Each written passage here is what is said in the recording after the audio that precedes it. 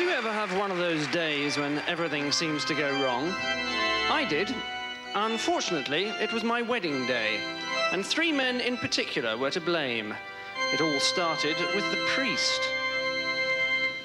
I now pronounce you man and wife. Well done. You may now kiss the bride. Nice one. All right, please be seated, everybody. I'd just like to say a few words before communion. You know, a lot of prospective brides ask me these days, Father, what is the church's attitude to fellatio?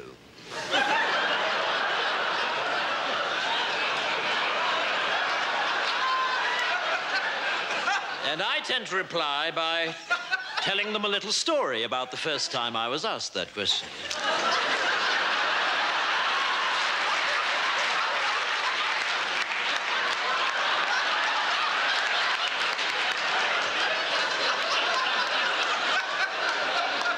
It was a couple of years ago now, and a young, attractive bride-to-be came up to me after a service and asked me just that question. Father, what is the church's attitude to fellatio? And I replied, well, you know, Joanne, I'd like to tell you, but unfortunately, I don't know what fellatio is.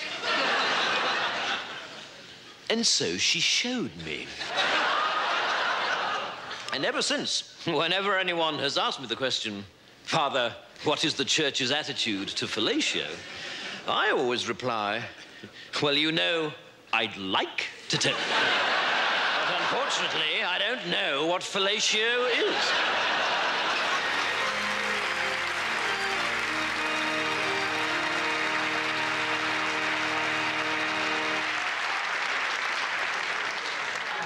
Next came my trusted best man.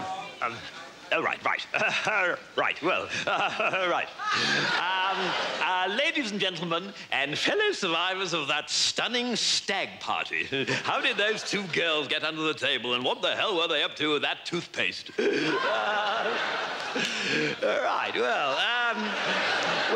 Just before I left the house this afternoon, I said to myself, you know, the last thing you must do is forget your speech. And so, sure enough, when I left the house, the last thing I did, yes, you guessed it, was to forget my speech. So it's all ad lib, I'm afraid.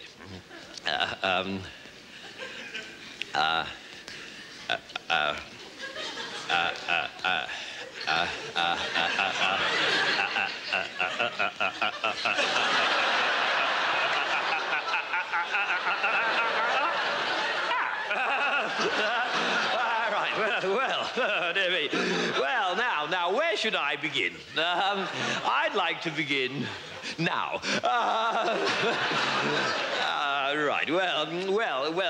I've known the groom ever since we first went to school together at the age of 8. And you know, he hasn't changed a bit. Well, that's not quite true, of course. He didn't have his beard then. And I tell you this, he wouldn't have been able to do whatever he was doing last night with those 2 extraordinary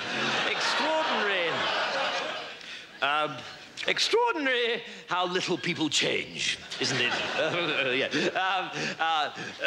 Although I know I've changed a great deal, because I used to be an absolute arse. Always blurting things out when I shouldn't. For instance, this afternoon, I'm sure I wouldn't have been able to resist mentioning the bizarre sight that greeted my eyes when I opened this man's bedroom door earlier this morning. Yes, but enough of that. He started making gestures at me now, which I think means he wants me to cut my speech short. So suffice to say that I think he'll make a ripping husband, and I think his wife's ripping too, and I can only hope that the dress will hold out. So I'd like to propose a toast to go with the pate.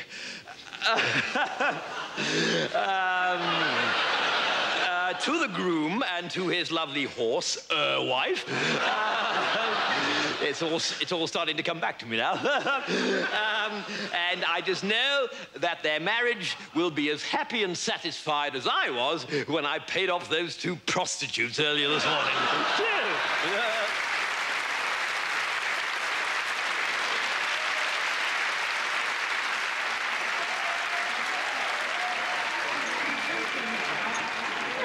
And finally, my loving father-in-law provided the perfect end to a perfect day.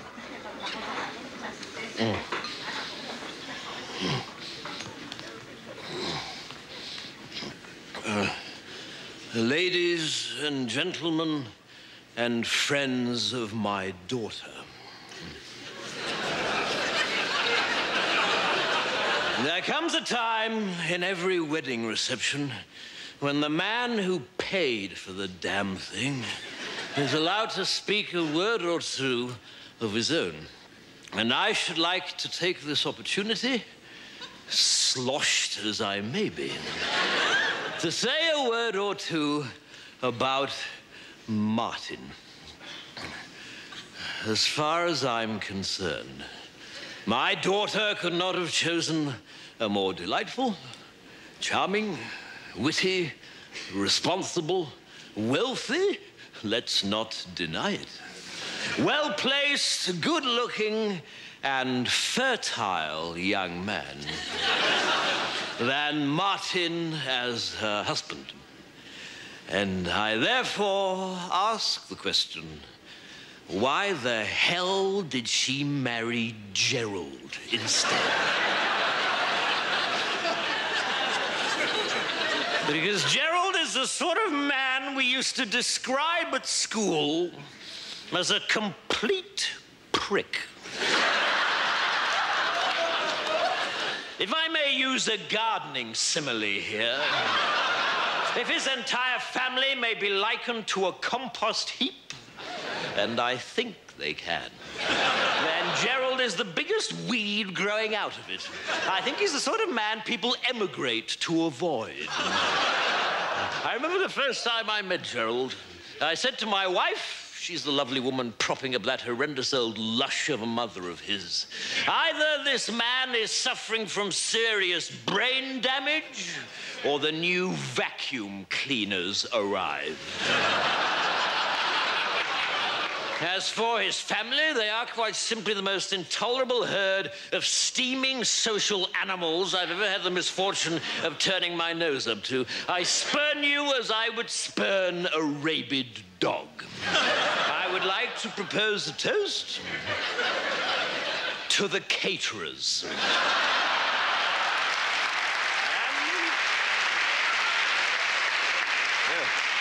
And to the pigeon who crapped on the groom's family's limousine at the church. As for the rest of you around this table, not directly related to me, you can sod off. I wouldn't trust any of you to sit the right way on a toilet seat.